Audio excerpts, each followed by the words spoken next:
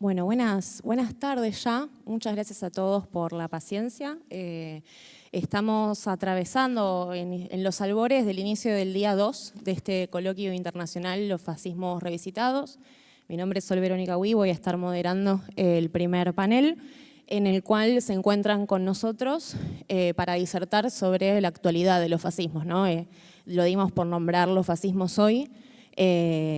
Claudio Ingelfrom, que es director de la licenciatura en Historia, la maestría en Historia Conceptual de la Escuela de Humanidades, del Centro de Estudios sobre los Mundos Rusos y Chinos y el Centro de Investigaciones en Historia Conceptual en la Universidad Nacional de San Martín, es el representante de la casa en esta mesa. Fue director de investigaciones del Centre National de la Recherche Scientifique en Francia y profesor honorario del London University College, autor de más de 100 publicaciones, un montón, entre las que se encuentran libros en múltiples idiomas del francés, inglés, ruso, castellano y otras lenguas. También nos acompaña hoy María Pía López, ella es socióloga, ensayista, investigadora y docente, integra el Comité de Revolución Imaginaria, CRI, y fue parte del colectivo Ni Una Menos desde su creación hasta 2019. Hasta diciembre de 2015 dirigió en Buenos Aires el Museo del Libro y de la Lengua de la Biblioteca Nacional y es profesora en la Universidad Nacional de General Sarmiento y en la Universidad de Buenos Aires. Y por último, para cerrar también esta disertación, está con nosotros Diego Stulwark, politólogo por la Universidad de Buenos Aires, es actualmente escritor, editor y columnista y docente. Junto al colectivo Situaciones, del año 2000 al 2009, realizó una intensa tarea de investigación militante complementada con publicaciones. Diego coordina grupos de estudio de pensamiento político y filosófico, escribe regularmente en Lobo Suelto e integra el equipo editor de Tinta Limón, columnista en Radio La Tribu y miembro socio del CELS. El título provisorio de mi comunicación es El refrito ruso de la pseudociencia nazi. Y las reflexiones que compartiré con ustedes se relacionan con tres interrogantes. ¿Cómo abordar el concepto fascismo? ¿Cuál es el lugar del fascismo hoy en Rusia?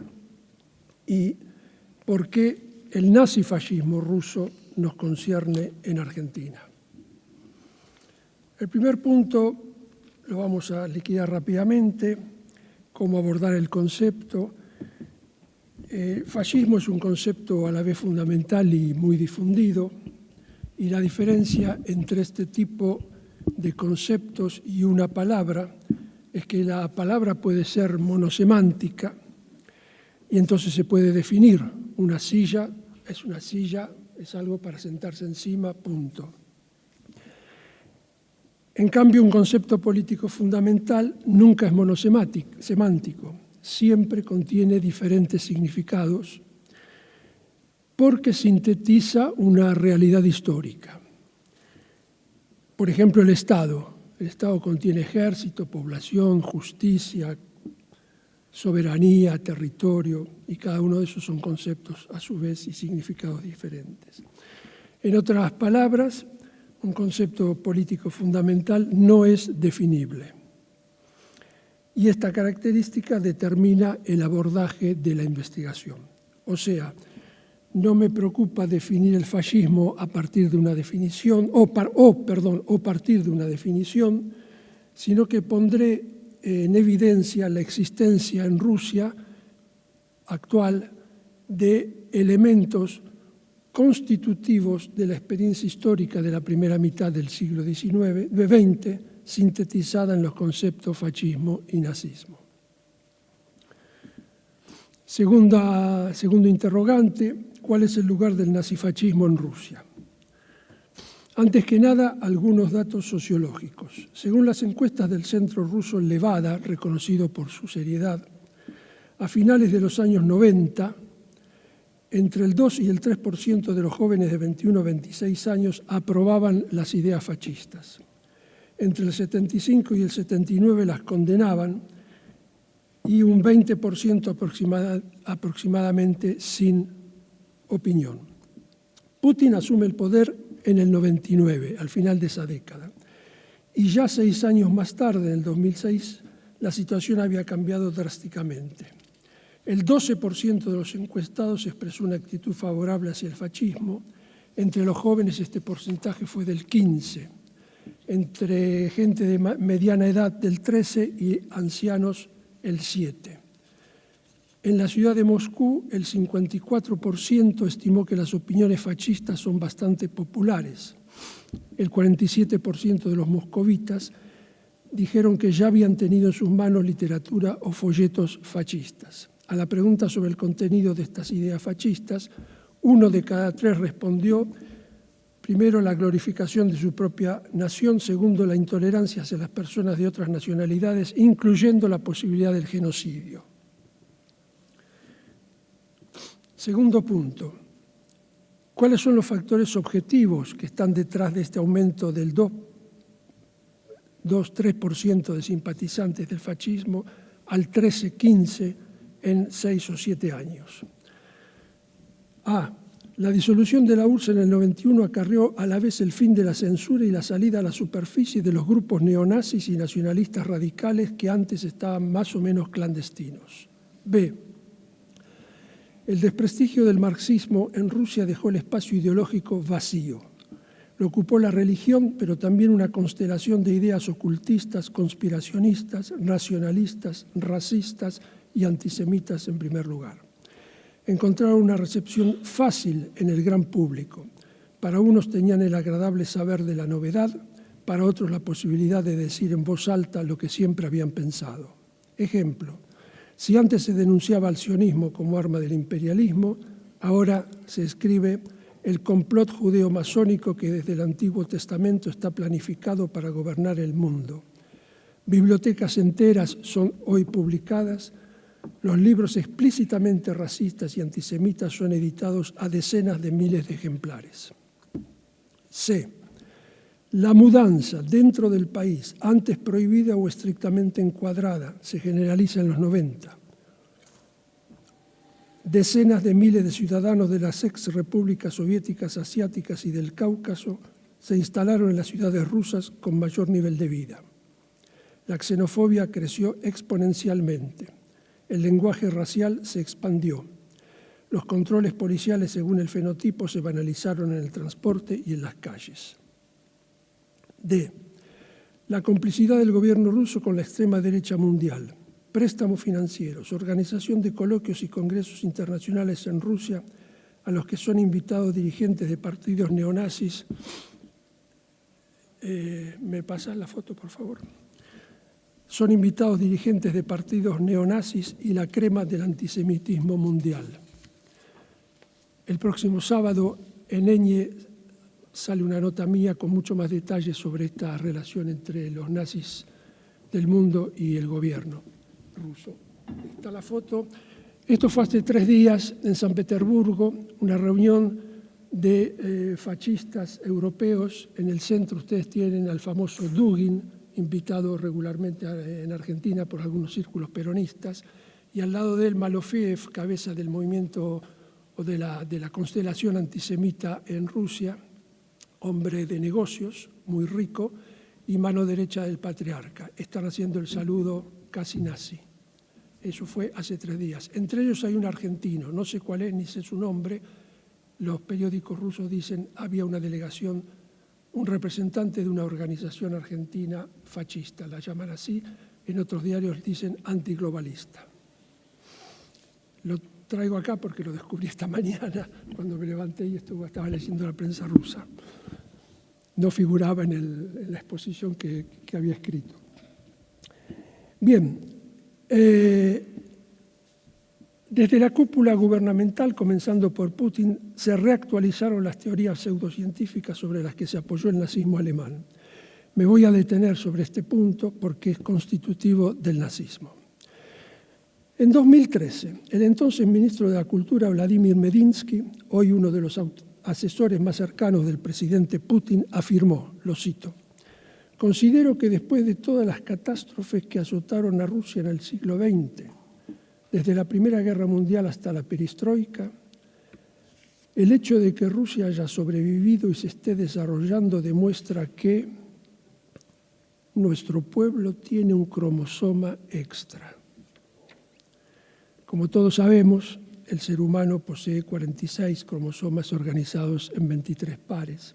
Las personas con síndrome de Down tienen una copia adicional del cromosoma 21, lo que se conoce como trisomía 21, o sea, 47 cromosomas en total, es decir, el cromosoma extra que el ministro de la Cultura le atribuyó a su pueblo. Las reacciones fueron inmediatas. Iban desde la indignación, el ministro dice que los rusos somos un pueblo con el síndrome de Down, hasta la ironía, ¿será que el ministro contó el número de sus propios cromosomas? Pasando por la sorpresa frente a la ignorancia del ministro de la Cultura. Sin embargo, la importancia teórica y política de esta declaración o de esta broma, como quieran, no reside en su desconocimiento del número de cromosomas que originan el síndrome de Down. La importancia teórica y política de su declaración reside en que, para resaltar las cualidades de su pueblo, apeló a dos ideas: la de una estructura genética excepcional y la del determinismo genético de los valores culturales y conductas políticas del pueblo ruso. Si estos dos últimos aspectos justifican que me haya detenido en las palabras del ministro, es porque se trata de la parte visible del iceberg, una caída en la ridiculez que le da mayor visibilidad a un conglomerado de ideas que desde hace algunas decenas de años flotan en el aire de Rusia. En sus medios de comunicación, difundida entre intelectuales y responsables políticos y obsesivamente en los sectores nacionalistas, tradicionalistas, patrióticos rusos, eclesiásticos o laicos, pero siempre racistas. Ahora bien, estas ideas tienen un aval oficial, presidencial en particular. El 14, y lo que voy a citar es un ejemplo entre otros. El 14 de abril de 2014, en un programa televisivo que fue seguido por 6 millones de telespectadores, Putin respondió a preguntas supuestamente enviadas desde el público. Una de ellas fue la siguiente: ¿qué es el pueblo ruso para usted? ¿Qué es para usted una persona rusa? En su opinión, ¿cuáles son los pros y los contras, las fortalezas y debilidades del pueblo ruso? El presidente respondió: en lo que a nuestro pueblo concierne, nuestro país, como una aspiradora, absorbió a representantes de diversos grupos étnicos, naciones y nacionalidades. A propósito, sobre esta base se creó no solo nuestro código cultural común, sino también un código genético excepcionalmente poderoso. Y es precisamente nuestro código genético el que constituye probablemente, casi con toda seguridad, una de nuestras principales ventajas competitivas en el mundo actual. ¿En qué entonces se fundan nuestras características? Estas características, por supuesto, existen y, en mi opinión, se fundan en la orientación de nuestros valores. Me parece que una persona rusa, ante todo, piensa que existe un principio moral superior y, por lo tanto, una persona rusa ya no se centra en sí misma, no es tan egoísta. La persona rusa se despliega fuera de ella misma. Los rusos somos menos pragmáticos y calculadores que otros pueblos. Tenemos un alma más amplia, somos más generosos gracias a nuestra alma.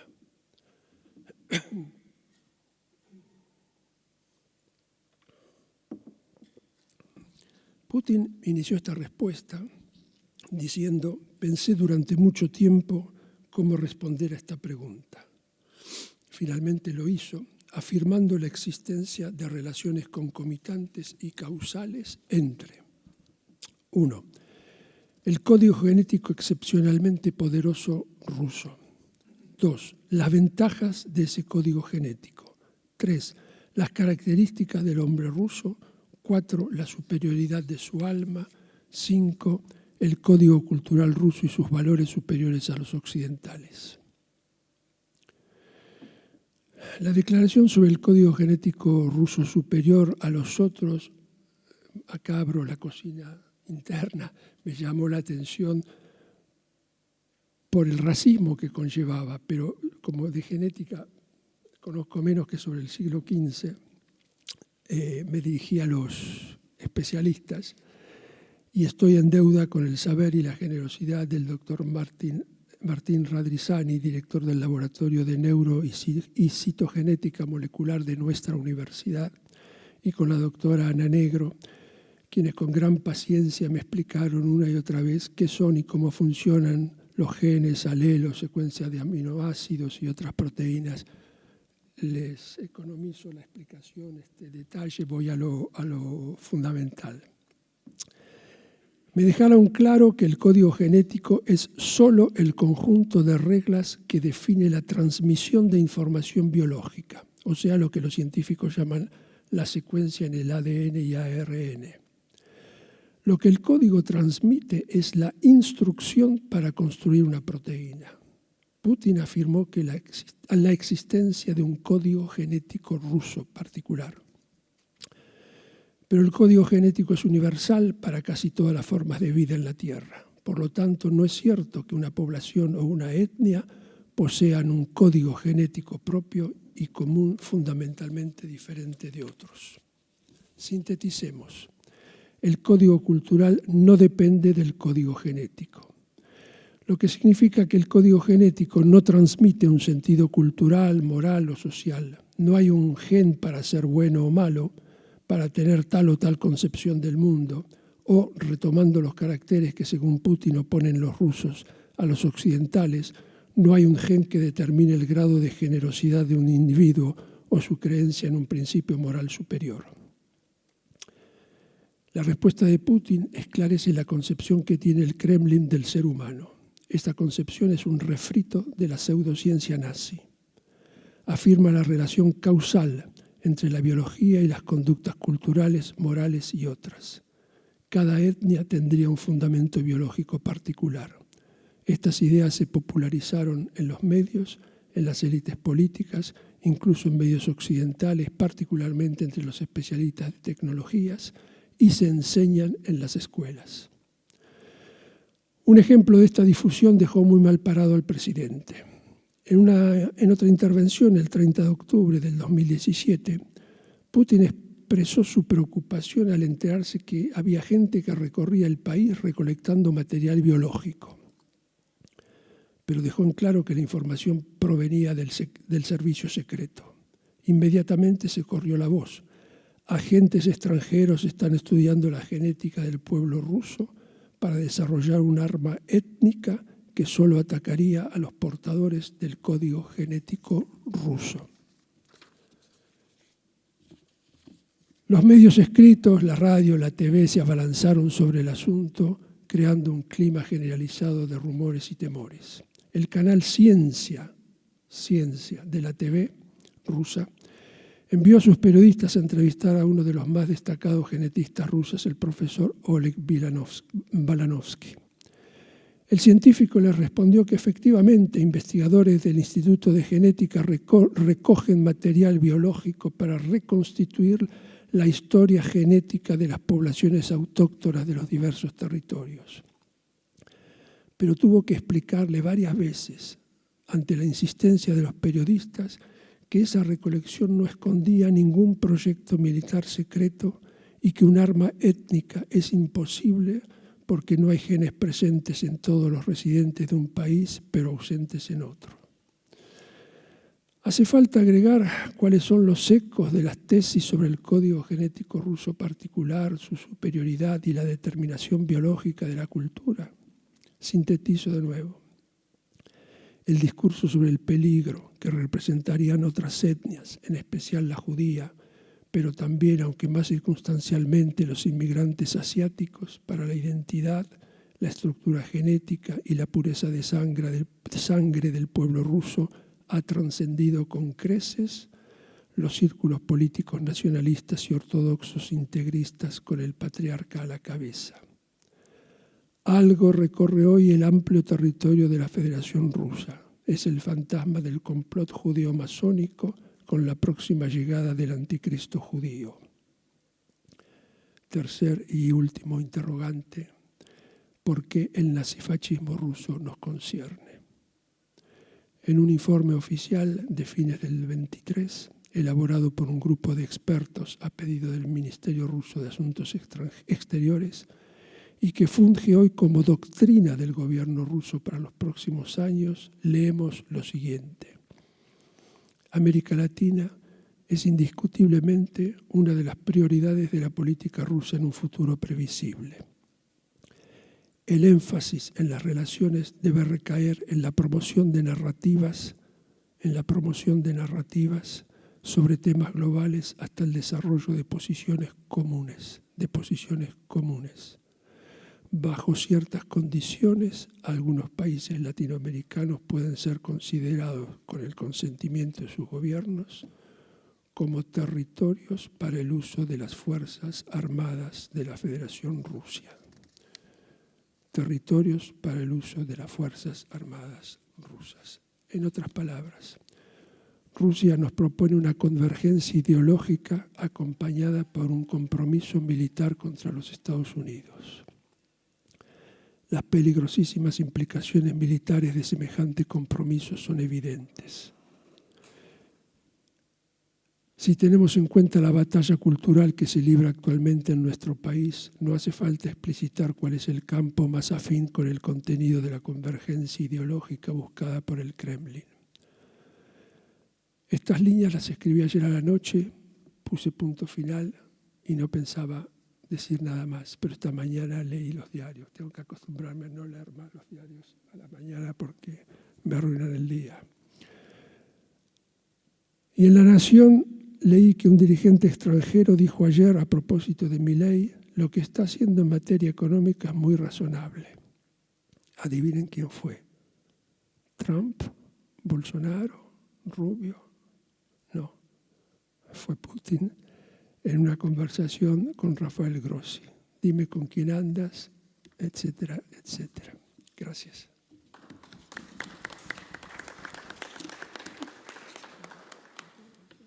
Bueno, buenas tardes. Gracias por la invitación. Gracias, Sol, por la presentación.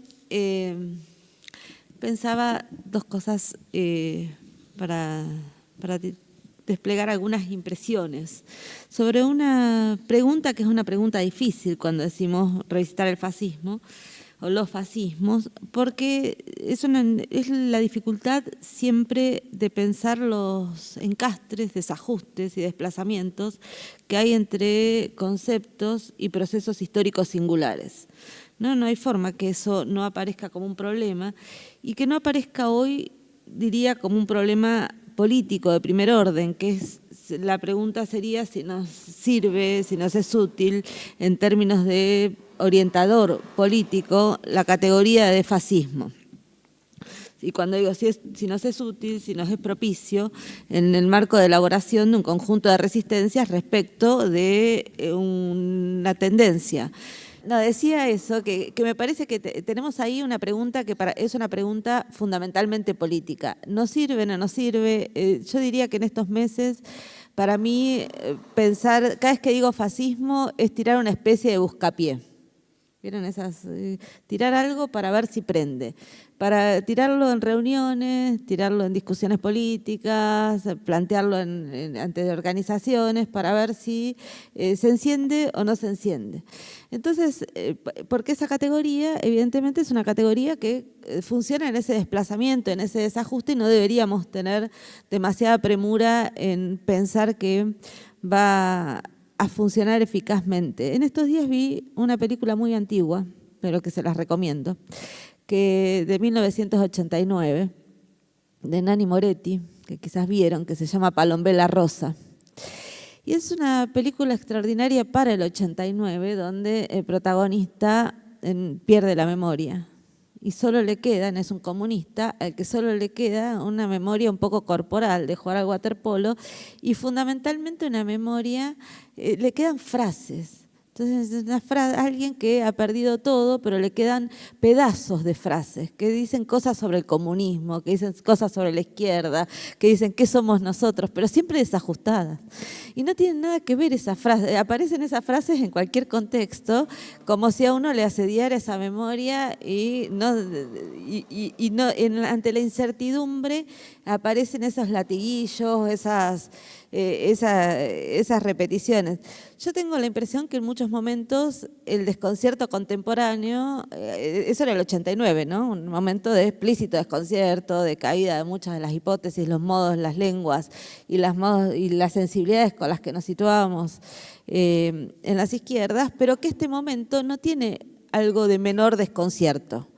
Que este momento también nos trae ese desconcierto, nos trae una fuerte inadecuación, una inadecuación que por momentos, que afecta por un lado, y acá me voy a poner muy argentina, o muy argentinocéntrica para pensar en principio esto, pero que por momentos aparece en crisis el repertorio de acciones de lucha que conocemos y que sabemos hacer y llevar adelante, pero también aparece en crisis las formas del pensamiento crítico con las cuales podíamos hacer balances, confrontar, etc. Entonces esa doble crisis, que es la crisis práctica, teórica, de conceptos, nos deja un poco por momentos como ese personaje de Palombela Rosa, ¿no? Repitiendo un conjunto de frases que nos atraviesan, las conocemos, nos vienen de alguna memoria que no sabemos cuál es, pero que están ahí. Entonces, por eso en esos desconciertos yo a veces uso el buscapié fascismo para ver qué prende, qué enciende, qué no enciende, muchas veces no enciende. Muchas veces es rechazado, impugnado en muchas de las conversaciones, más que nada en las conversaciones con distintos grupos militantes, que aparece como, es una palabra que no nos sirve para aglutinar. Después querría decir en algunas cosas en ciertos momentos que sí nos sirvió y en ciertos aspectos que sí nos sirve. Pero entonces, ¿cómo...? Me gustaría decir algunas cosas sobre la situación argentina para pensar alrededor de esa singularidad y ese ajuste-desajuste que estamos tratando, me parece, de rodear.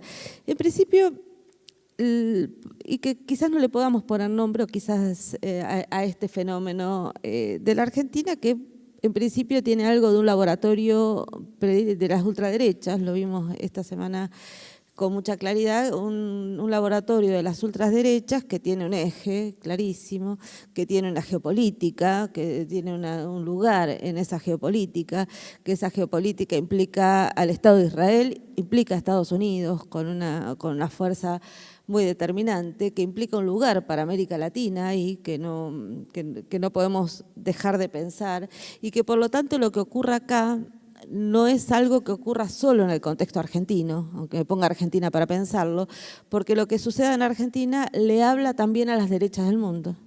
Y el modo en que respondamos en Argentina frente a esas ultraderechas también le habla a los fenómenos de resistencia del mundo. Por eso cuando usamos un concepto también está el tema de la traductibilidad de ese concepto, del problema de las afinidades, de las asociaciones, de las composiciones de alianzas, y en ese sentido el buscapié sigue funcionando, ¿no? Nos sigue apareciendo esa interrogación de cómo traducimos eso y lo otro en nuestras diferencias. Este experimento, este laboratorio de la ultraderecha tiene una dimensión que tiene que ver con el vaciamiento de la lógica democrática, ¿no? Y es un vaciamiento muy claro, muy definitivo de la lógica democrática, que pasa por impotentizar, declarar impotente al poder legislativo, ¿no? Declarando que todo lo que se resuelva en términos de poder legislativo es rápidamente pasible de ser abandonado y descartado en función de las decisiones del Poder Ejecutivo, y por otro lado generando condiciones de represión callejera permanente para evitar la protesta y el conflicto social. O sea que las dimensiones que tienen que ver con la democracia en el sentido de construcción de un escenario de expansión de derechos, de conflicto y querella callejera por esos derechos o querella política por los derechos, es lo que está siendo de algún modo devastado, limitado o corrido para dejar democracia solo en un sentido nominal electoral, porque total lo que se resuelva de esas elecciones tampoco va a tener eficacia operativa. Entonces, y mientras se produce ese vaciamiento de la democracia, digo, diría, no es, hay que ver si le llamamos fascismo a eso, pero hay un gesto fascista en ese vaciamiento de la lógica democrática que al mismo tiempo nombra lo que se hace desde los actores, actrices de esa lógica democrática en la calle o en el Parlamento como golpismo. Es decir, recibimos en San Benito de ser golpistas aquellas personas que sostenemos que la democracia es el terreno de luchas por un conjunto de heterogeneidades, de diferencias, de conflicto de intereses y de construcción de derechos, ¿no? Esa idea de democracia, que es una idea de la democracia no solo como garantías, sino fundamentalmente como las libertades de producir política, es lo que está, me parece, siendo atacado. El segundo aspecto que quería pensar de este laboratorio es lo que podríamos llamar, que también ese sí me parece que es un horizonte mucho más internacional, que es el momento actual de guerra del capital contra los pueblos, ¿no? Ese es un momento particular de confrontación. Nosotros hemos escuchado al ministro un ministro de extrema derecha de Israel en las semanas anteriores decir que Gaza es una mina de oro inmobiliaria. Gaza es una mina de oro inmobiliaria. Decir eso es poner algo que no se estaba poniendo de ese modo en la lengua política, que se puede producir un exterminio, se puede producir un aniquilamiento, se puede producir el desplazamiento poblacional para decir que ahí podemos hacer los mejores negocios. Esto que es un extremo obsceno, que nos pone ante un dilema formidable, no es ajeno, me parece, a muchos fenómenos a los que asistimos del trato a nuestra población, a lo que llamaría los pueblos, como poblaciones excedentes. Digo, si algo caracteriza a este laboratorio de la extrema derecha es declarar superflua a parte de la población, es declararla excedente y declarar excedente o declararla enemiga. Porque la tercera lógica que quería mencionar acá es el modo en que está funcionando la construcción de un orden ideológico, de un conjunto de discursos que la ultraderecha está poniendo en términos con el nombre que eligen para discutir esto, que es el nombre de la batalla cultural. Pero lo que están llamando batalla cultural, que es efectivamente un movimiento contra toda forma de igualitarismo, es una avanzada contra todos los movimientos que implican la discusión sobre las jerarquías sociales tradicionales. Por eso la batalla cultural elige como adversarios a los feminismos, a los transfeminismos, a los movimientos antirracistas, pero también elige como adversarios a todos aquellos movimientos que tienen como horizonte la construcción de la idea de derechos iguales para todos, ¿no? Por eso es antiperonista al mismo tiempo que es antifeminista, la construcción de esa adversidad. En ese sentido, son movimientos que, además de implicar ese desprecio o esa conversión de las poblaciones en un objeto de la guerra del capital, al mismo tiempo declaran una enemistad específica contra algunos sectores de la población, y al declarar esa enemistad específica también declaran que esos sectores pueden ser especialmente sancionados, perseguidos, arrojados a un estado de sin derechos. Estos elementos que traté de recorrer muy rápidamente, yo diría es un momento muy dramático de reconversión del orden geopolítico, que eso condiciona mucho de lo que estamos conversando, condiciona mucho el uso, ¿no?, de la categoría fascista, organiza mucho los sistemas de alianzas mundiales. No es lo que es eso. Y que tiene, me parece, esa reconversión del orden geopolítico, la guerra como un instrumento de formateo de las sociedades. La guerra en muchos sentidos, ¿no? Estamos todavía de duelo por 3 jóvenes que fueron asesinadas y cuyos cuerpos se encontraron hace 2 días, pero no podemos pensar esos crímenes tampoco, me parece, sin ese horizonte de construcción sistemática de vidas desechables, de vidas superfluas y también de construcción de zonas enormes de la sociedad y de las economías por fuera de las lógicas del derecho a la existencia, ¿no? Entonces, ¿cómo pensamos eso que no?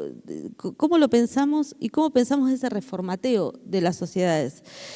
¿Nos sirve la categoría fascista de fascismo para pensar esto? Este es el buscapié, ¿no? Nos sirve, me parece, para señalar en su estricta relación con el fenómeno de la guerra. Digo, los fascismos siempre han tenido una dimensión bélica, siempre han tenido una dimensión fuertemente antidemocrática. También porque la historia de los fascismos, y esto sin pretensión de buscar en la historiografía un acuerdo con el presente, pero sí pensar de qué nos sirve, qué nos ilumina, qué nos permite advertir. También que los fascismos históricos han sido siempre de respuesta reaccionaria a un conjunto de transformaciones, ¿no? No podemos pensarlos sino como respuestas a los comunismos, a las luchas comunistas, pero también ahora estas ultraderechas tienen un componente de reacción poderosamente instituido, ese componente de reacción contra los movimientos igualitaristas de las últimas décadas. Es decir, este momento, estas ultraderechas, las podríamos también llamar fascistas, en tanto eligen a los movimientos donde se produjo las mayores transformaciones de la subjetividad, de los modos de vida, la sensibilidad de los afectos, que son los transfeminismos, como los adversarios predilectos a derrocar. Digamos, es decir, estaríamos ante una ofensiva del capital, pero que elige ese camino explícitamente reaccionario de definición de un enemigo. Por supuesto que no es un fascismo de multitudes callejeras, ¿no? Sino que lo que estamos, entre otros casos, es a una situación de afectos digitales masificados, ¿no? Yo diría, si le podemos llamar fascismo, porque tenemos que redefinir la noción de masas. Y tenemos que redefinir la noción de masas pensando qué es ese otro modo de ocupar, que construcción de masividad, de multitudinariedad en las redes sociales y la construcción de unos discursos en relación a eso. También nos puede servir para pensar ese aspecto de confrontación con la lógica democrática, en tanto lógica del conflicto, la organización, la protesta y los derechos, ¿no? De producir un reordenamiento jerárquico respecto de eso. El momento en que nos funcionó ese buscapié con mayor interés para mí fue cuando funcionó como la capacidad de construir una traza divisoria. Es decir, esto fue en la movilización del 1 de febrero, acá en la ciudad de Buenos Aires por lo menos, que fue producto de una serie de asambleas que se realizaron durante varias semanas y que esas asambleas comenzó la primera asamblea ante los dichos homodiantes del presidente Milei en Davos, y a partir de eso muy rápidamente se convocó una primera asamblea en ese día. Al sábado siguiente ya había 5.000 personas y así fue creciendo el proceso de asambleas, y en algún momento de ese proceso se definió que el eje de convocatoria era que la marcha iba a ser una marcha del orgullo por las marchas tradicionales, del orgullo que se hacen en relación al movimiento queer, pero que iba a ser una marcha del orgullo antirracista y antifascista. Y la consigna que apareció con mucha fuerza en esos días fue: solo hay 2 géneros, fascista y antifascista. Ahí ese momento fue muy particular y muy productivo para mí, el uso de la categoría, porque precisamente por el origen de la movilización, por la composición de los actores y actrices de la asamblea, bien podía resultar un camino directo a las políticas de la identidad. Es decir, que se podía constituir una movilización solo desde las políticas de la identidad, es decir, es una movilización marica, lesbiana o travesti, etc.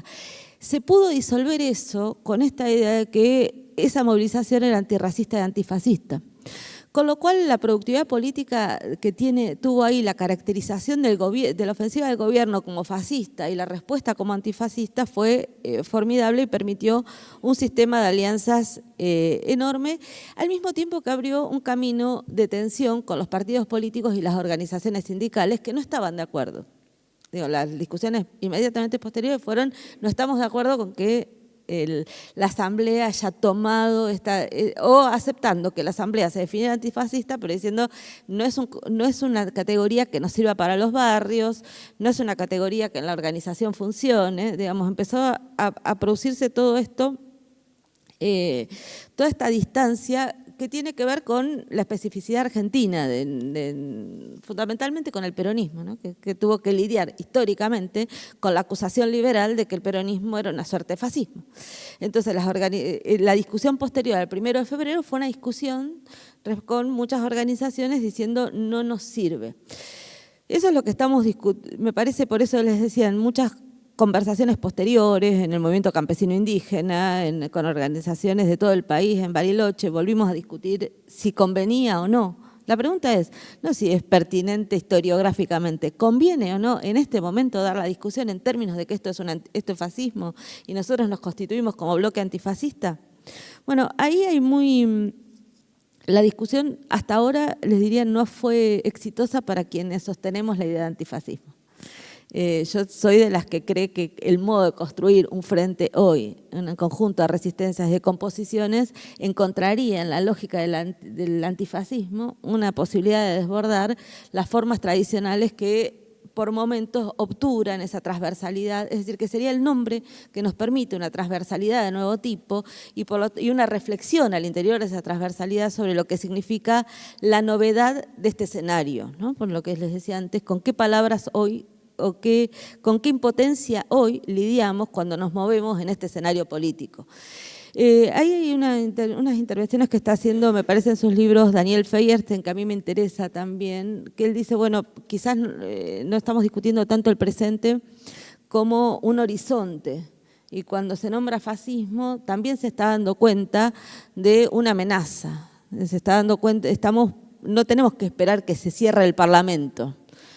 Tenemos que poder decir que las cuestiones están de tal modo que quizás puede haber un vaciamiento, un cierre, una destrucción de la lógica parlamentaria. También me parece que hay algo que la palabra fascismo, por lo menos a mí me hace posible nombrar de algún modo una articulación muy específica que aparece entre una racionalidad extrema, una racionalidad de los números, del cálculo, la racionalidad del capital, con una irracionalidad de las formas. Esa irracionalidad de las formas, ese gesto, ¿no? Digamos, y eso sí son también los fascismos históricos, ¿no? Ese gesto desbordante, ese gesto que si ves solo el gesto te morís de risa. Si no sabes que atrás de ese ademán hay unas políticas que son unas políticas de oprobio, de asesinato, de persecución, ¿no? Bueno, eso es Y finalmente que esa categoría también nos permite señalar otra amenaza, que es la implicancia de políticas eugenésicas, que creo que esa es una dimensión del presente. Hay políticas eugenésicas de reorganización de la población en el sentido de vidas que valen y vidas que no valen, claramente, y que pueden ser desechadas, y de control social represivo. Yo empecé con Palombela Rosa y quiero terminar con una referencia literaria que es a Los lanzallamas, ¿no? Palombela 1989, Los lanzallamas de Roberto Arlt de 1931, donde imagina Arlt una conspiración de un conjunto de locos que más o menos están por tomar el poder, pero finalmente se revelan como una banda de estafadores. No, para nada.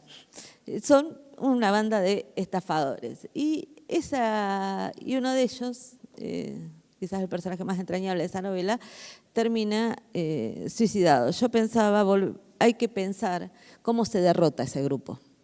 Siempre pensamos desde Los lanzallamas. Y yo vengo pensando que es hora de releer esos textos también para pensar cómo se los derrota, para que el suicidio no sea nuestro destino como fuerzas políticas, sino el de ellos. Así que gracias.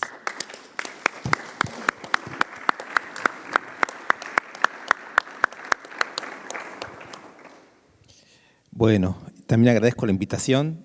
Me pareció muy oportuno. Yo también leí esta mañana que Putin elogiaba la política de Milei y esa relación entre Putin y Milei es útil. Me parece que es interesante para desorganizar algunas percepciones demasiado rápidas según las cuales Putin estaría en el arco antiimperialista, etcétera. O sea, clichés que circulan y que son muy difíciles de componer con la geopolítica de guerra que Pía describió recién. Respecto a lo que dijo Pía, suscribo todo, incluso sus opciones más personales sobre el uso de la palabra fascismo, así que me alivia un poco tener que repetir un poco lo que Pía dijo, y si me tocaba hablar a mí quizás hubiera sido al revés, yo hubiera tenido que exponer más y no sé, quiero decir, hay zonas de contacto. El contacto que yo no esperaba que iba a tener con la exposición de Pía era el nombre de Daniel Feuerstein, que conversé con él hace poco tiempo, y como él tiene el saber, que es un poco extraño, ¿no?, de genocidio y fascismo, ¿no?, como así eso estudia, eso trabaja, yo le pregunté, cuando él hablaba de fascismo exactamente, qué bibliografía le parecía la más importante, y me recomendó este libro de Robert Paxton, que se llama Anatomía del fascismo. Yo no lo conocía, me sorprendió no conocerlo, y por eso fui a leerlo. Y es interesante, dice lo que ya todos sabemos, quiero decir, no es que los rasgos del fascismo, sistematiza muy bien estudios, cosas que conocemos, pero al leerlo sistematizado uno claramente entiende dos cosas. La primera, el fascismo no es una etiqueta homogénea tal como solemos creer que es. Tiene evoluciones, heterogeneidades. Entonces, eso también es importante, porque cuando ahí decimos no es el fascismo histórico, bueno, habría que abrir qué cosa es el fascismo histórico, qué papel tuvo la élite conservadora en el fascismo histórico, qué son estas nuevas formas de gobierno de las masas, qué implicaba el desafío comunista que Pía nombró. Hay una heterogeneidad y recuperar el fascismo como heterogeneidad quizás también sirve para cuando queremos hablar del fascismo actual, pongámosle el nombre que le pongamos, nos preguntemos también qué tipo de heterogeneidad es la del presente. No tanto para ver si coinciden, sino justamente para evitar esencialismos elementalmente groseros, digamos, que me parece que no permiten ni caracterizar ni combatirlos, digamos, ¿no? Pero hay otra cosa más que decía Daniel, que creo que es justamente lo que Pía traía, que es que al ver el fascismo como un movimiento en evolución, se puede captar el problema de la direccionalidad del proceso. Digamos, los campos de concentración no estaban al comienzo, estaban al final. Si, por lo tanto, uno capta la direccionalidad de un proceso histórico, no puede pedirle al proceso histórico, digamos, que dé todos sus elementos en el comienzo. Esto digo solo para asustarnos, porque lo que estaríamos diciendo es que la direccionalidad es espantosa. Se corroboren o no ahora esos hechos que nos dan miedo del futuro, o quizás los vemos como demasiado poco todavía lo que está ocurriendo en términos de violencia brutal y decimos no es tan grave. Bueno, si uno lo lee a Paxton, puede ver los momentos en donde el fascismo era una secta intelectual o pequeños grupos patoteros o qué sé yo, ¿no? Puede ir viendo su momento menos desarrollado y ir viendo qué es lo que permitió que eso se desarrolle y cuáles fueron los intentos de bloqueo que, como estaba diciendo sobre el final Pía, no se intentaron o se intentaron y no salieron. Entonces, a ver, movimiento popular antiizquierdista, esta es una definición que da Paxton del fascismo, y yo concuerdo con Pía que por más de que no estemos ante una revolución socialista bolchevique que se intenta frenar, sí que existe un explícito antiizquierdismo, anticomunismo, antiigualitarismo, retóricamente muy violento y que pasa a los hechos. Me parecería un error no ver ese componente, ¿no? Por más que no exista una revolución socialista en relación a la cual reaccionar, el odio a los igualitarismos es explícito. Más explícito no se puede conseguir. Crisis de la clase obrera, el papel de la guerra.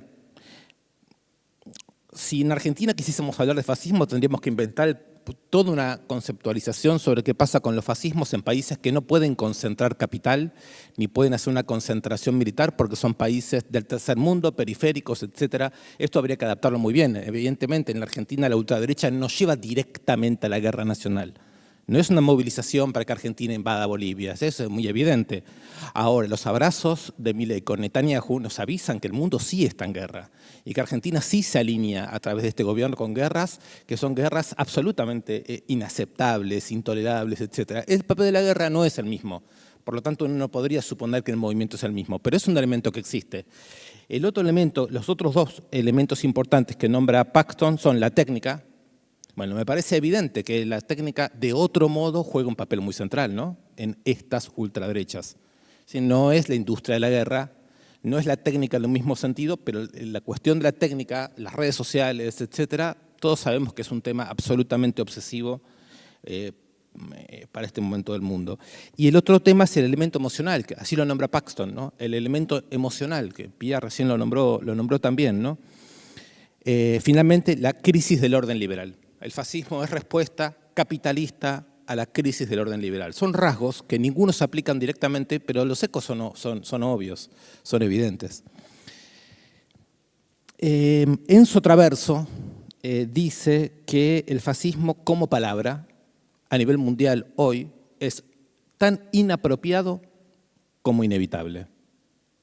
Y en ese espacio entre ser conscientes que es una palabra que técnicamente no tiene aplicación al presente, porque las ultraderechas no son exactamente fascistas, no reivindican como tal el fascismo, no intentan liquidar la democracia desde afuera, sino desde adentro, y hay más diferencias y más y más y más.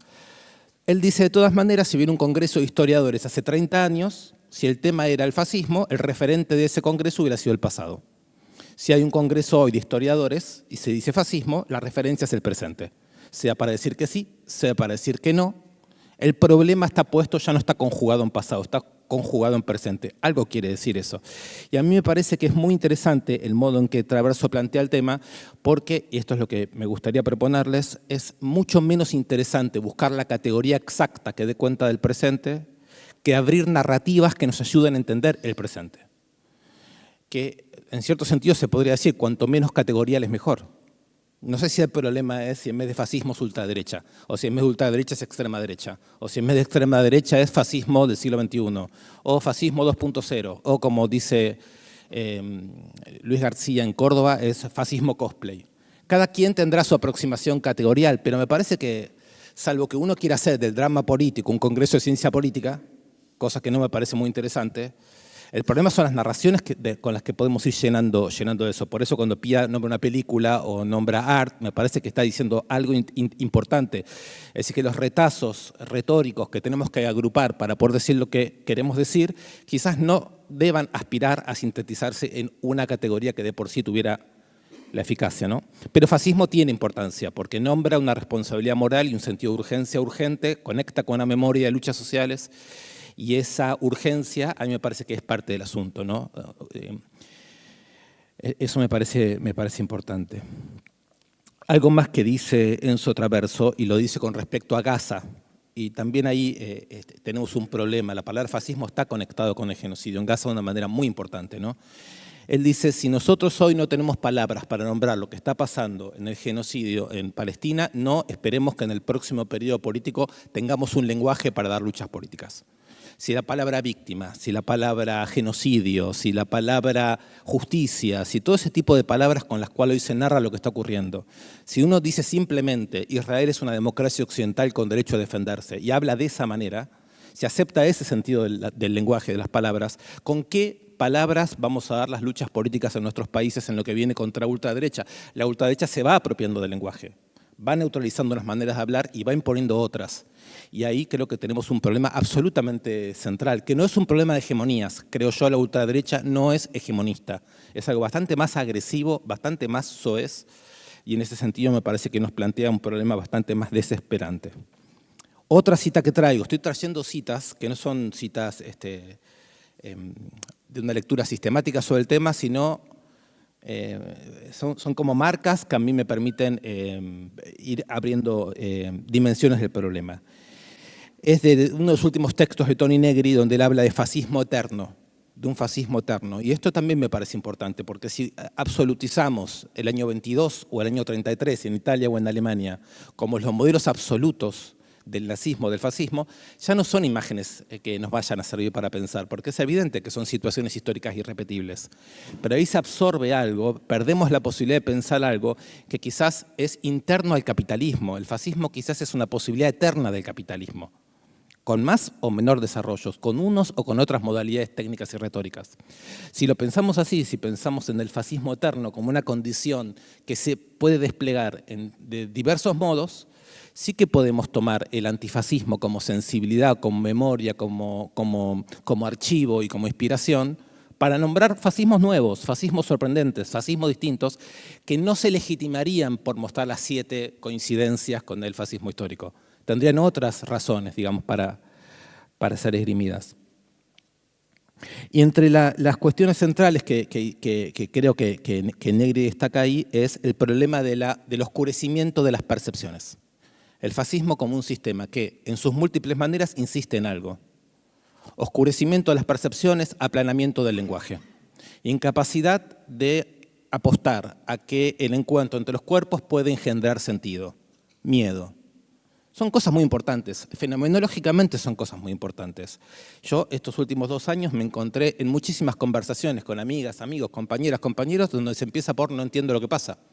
¿Cómo puede ser que nuestra biblioteca nos sirva para explicar esto, que nuestros gestos de rebelión no produzcan efectos, que haya un genocidio transmitido en la televisión y no podamos hacer nada, perplejidad, estupor?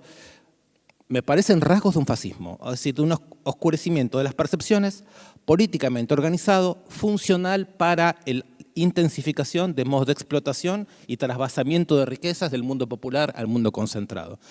Quiero decir, me parece fácil de decir, pero me quiero meter en el problema de la impotencia y la trampa subjetiva en la que quedamos cuando no logramos quizás darle vueltas a este asunto. Quiero traer tres señalamientos de las referencias del debate feminismo que conozco. La primera, no sé si habrán visto, Judith Butler la semana pasada sacó un texto, creo que es una conferencia que dio en Berkeley, en California, justamente por el hecho de que en Estados Unidos se monta una oficina oscura por encima de las universidades y empiezan a prepararse informes que no se sabe exactamente ni quién los redacta, ni para qué servirán, ni cuál es su contenido, pero en esos informes se dice que Judith Butler podría haber hecho una declaración antisemita.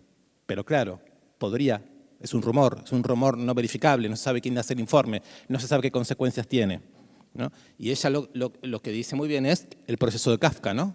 Estamos exactamente en la novela El proceso de Kafka. Esto pasa en la elite universitaria norteamericana. Es decir, estamos hablando de una operación en un punto en donde creo yo que lo que se pone en cuestión es que Estados Unidos siga siendo ese lugar en el cual las fuerzas productivas aparecen siempre como el momento de desarrollo creativo. Universidades de élite, lugares en donde la creatividad haría de las élites productivas algo distinto a lo que ocurre en China, ¿no? En donde la imagen es el totalitarismo y la burocracia. En Estados Unidos, en cambio, el orgullo de la élite productiva norteamericana es la creatividad, es la libertad, es la libre cooperación. En ese contexto ocurre esto, ¿no? El nombre Kafka me parece muy importante. Es una referencia de lo que me parece que podemos tomar como un héroe de la sensibilidad antifascista y que hoy vuelve con imágenes que ayudan un poco a pensar lo que está ocurriendo. El otro es de alguien que trabaja acá, que es Verónica Gago, que está escribiendo un trabajo sobre la fascistización de la reproducción social. Esa frase me parece importante. Fascistización de la reproducción social no quiere decir régimen político fascista. Puede haber una fascistización del mando social, del mando sobre la existencia, del mando sobre la reproducción, sin que el régimen político sea fascista. Todos son las investigaciones feministas sobre la deuda, sobre el papel del capital financiero, etc. Y finalmente, un anuncio que Rita Segato hizo hace ya mucho tiempo y es absolutamente valioso, que es la cuestión del uso de la violencia, que no es necesariamente una violencia estratégica, ¿no? Ya estas son cosas conocidas de Rita Segato, pero aludiendo a lo que Pía nombró hace un rato, que es el caso de estas 3 chicas que aparecieron descuartizadas, asesinadas. Es inevitable que nosotros nos preguntemos si ese uso comunicativo de la violencia, parece ser que este crimen se cometió mientras se lo filmaba y se lo transmitía en vivo. cómo se filma y se transmite en vivo el genocidio en Palestina. Es decir, insisto con este punto, que creo que Rita Segato lo anticipó muy bien, es una forma de poder en el cual la violencia se muestra al mismo momento en que se le comunica al espectador que no hay nada que pueda hacer. Es una especie de adiestramiento en ser testigo, partícipe de crueldades abrumadoras. Es una forma de poder que nos comunica que la brutalidad está frente a nuestro en una pantalla y nosotros sentados sin poder hacer nada. Es una forma siniestra del poder.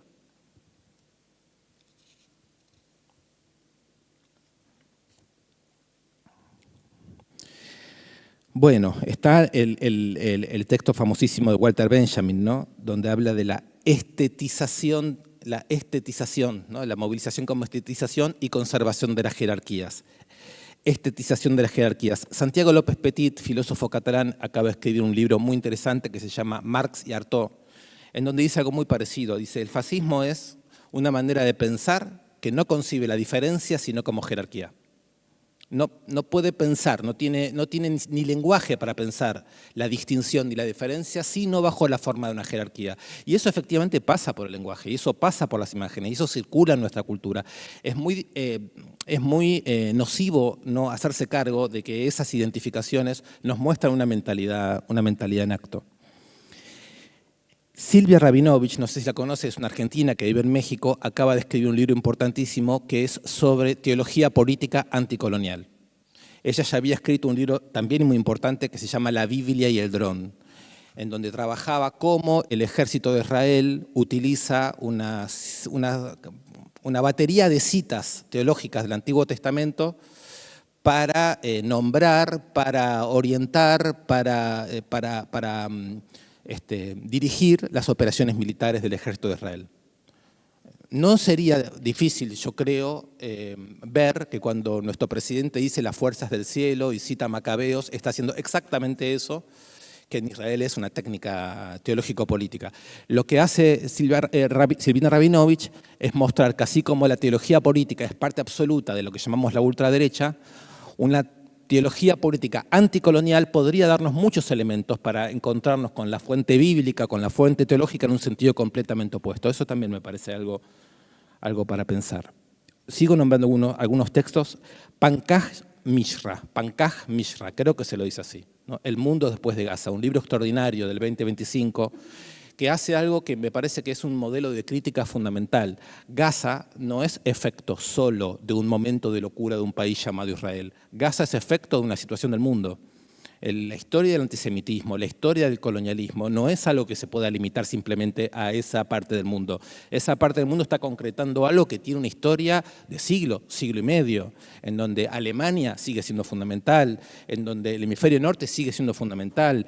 Es decir, Pankaj Mishra es de la India y hace una relación directa entre el nacionalismo indio y el sionismo israelí. Esa capacidad de recuperar la complejidad me parece importantísima y me parece tan importante porque cada vez más estamos asolados por una cantidad de temas que son imposibles simplemente ni siquiera de pensar lo que pensamos sobre esos temas porque cada uno demanda tanta complejidad de estudio.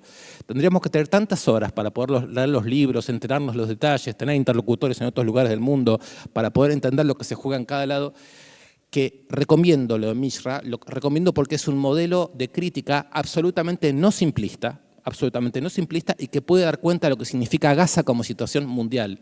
Insisto en esta correlación entre Gaza y fascismo. Ya termino con esta nominación de autores y comentarios, pero es que me parece que el cuadro hay que completarlo un poco. Michael Lowy, filósofo brasileño que vivió en Francia hace mucho tiempo, dijo hace muy poco que ningún partido popular de ningún lugar del mundo puede tener un programa que no se reduzca al problema del calentamiento global. Así lo dicen, ¿no? El ecosocialismo es un programa absoluto y total, porque unos grados más del planeta que suban no hay más vida humana. No hay ninguna posibilidad que el mundo de las izquierdas se desentienda de este problema. Hay un politólogo argentino que se llama Matías Mora Cáceres, es un politólogo de la UBA, que vive en Villa Fiorito, y él dice, es urgente la alianza entre ecologismo y mundo popular, entre ecologismo plebeyo, es decir, una intersección directa entre problemas como el calentamiento global y mundo popular. Ahí hay elementos interesantísimos, para mi modo de ver, de lo que sería un antifascismo actual. Finalmente, lo último que nombro, Mauricio Lazarato, que a pesar de su cruzada contra Foucault, a mi modo de ver, está haciendo buen Foucaultianismo, que está insistiendo muchísimo en que lo que se llaman estructuras y tendencias, lo que naturalizamos como estructuras y como tendencias, no son más que estrategias. Me parece absolutamente fundamental recuperar esa idea, ¿no? Porque si son estrategias, también a nosotros nos cabe volver a un pensamiento fuerte de la estrategia, lo que Alejandro Horowitz llama crueldad estratégica, como forma de la política que estamos viviendo. No es crueldad en el sentido meramente moral, no es crueldad en el sentido simplemente psíquico, es también crueldad estratégica, articulada con formas de belicosidad, de mutaciones geopolíticas, como dijo Pía, de formas de guerra contra los pueblos, como Pía recién decía. Bueno, no quiero nombrar ya más a nadie, simplemente decir que yo creo que tenemos una historia del fascismo en la Argentina. Esta palabra fascismo la pongo con todas las comillas del caso, ¿no? La desaparición de Santiago Maldonado y la decisión del gobierno de Macri en la ciudad de Buenos Aires de que en las escuelas no se puede hablar del tema y que habían penalidades para quien hablara del tema y el apoyo relativo de una parte de la sociedad a esa situación. Me interesa decir esto para nombrar que el fascismo no es solamente régimen de gobierno, no es solamente un grupo de locos en el gobierno, no es solo una forma de utilizar la máquina política, no es solamente una forma del capital, también es una forma de movimiento social, también es una forma de socialidad. Sabac Montiel, Fernando Sabac Montiel es un personaje que creo que habría, yo por lo menos no me canso de pensar en él, ¿no? Estas formas, la última declaración que él hizo, ¿no? Yo hice, Sabac Montiel es quien intentó asesinar a Cristina Kirchner el 1 de septiembre del 2022. Yo quise completar lo que los medios de comunicación y la justicia no completaban. Ahí también hay un mecanismo que hay que ver de frente. Es un mecanismo judicial de la comunicación, es un mecanismo comunicativo de la justicia que prepara el acto que se siente completando ese proceso judicial que a él le parecía que no se había completado. Quería hablar de batalla cultural, pero ya se lo dijo. Quiero decir algo más, que Pía lo esbozó. Hay una dimensión geopolítica de lo que hoy llamamos fascismo. Me parece bastante importante tener en cuenta que a 600 kilómetros de Caracas en este momento está la Marina norteamericana. Es un elemento completamente ausente del debate político y es un elemento extraordinariamente perturbador. El hecho de que estamos muy cerca de una situación geopolítica absolutamente, digamos, inconcebible hace poco tiempo y no tenemos hasta el momento, que yo sepa, quizás estoy muy alejado de las militancias políticas y no me enteré, pero no tenemos una sola movilización o intento a la Cancillería o al gobierno de Milei para que se pronuncie sobre el tema. Que él no esté en sus planes hacerlo, lo entiendo, que no esté en el nuestro reclamarlo me cuesta más. Lo último que digo, lo que yo me parece que pueden ser los puntos de partida, lo nombró Pía, la marcha del 1 de febrero del 2025. Yo creo que ahí empezó algo. Me parece difícil entender la elección del último 7 de septiembre en la provincia de Buenos Aires sin hacer un análisis desde abajo del conjunto de manifestaciones que ocurrieron en este país después de ese 1 de febrero del 2025. Si yo hago bien las cuentas, después de ese 1 de febrero del 2025, las marchas de los jubilados adquirieron una visibilización que no tenían y con eso la represión de cada miércoles. Ahí empezamos también a reconstruir entre nosotros un tipo de activismo, un tipo de visibilización de la represión que a mí me parece que es absolutamente imposible sacar de cuadro si queremos entender por qué se armó estos últimos meses la sensación de que se abría un cierto aire fresco. Yo a eso sí lo llamaría, como Pía, sensibilidad antifascista, ¿no? Y por último, tengo la impresión de que quizás lo que hoy le podríamos llamar lucha contra el fascismo tiene todo que ver con distinguir imposibilidad de impotencia. Es casi imposible poder derrotar a esta forma geopolítica brutal fascista y al mismo tiempo no hay otro programa posible que intentarlo. Una cosa es la imposibilidad de atravesar y otra cosa es caer en una impotencia por falta de lenguaje, por falta de encuentros, por falta de buenas conversaciones.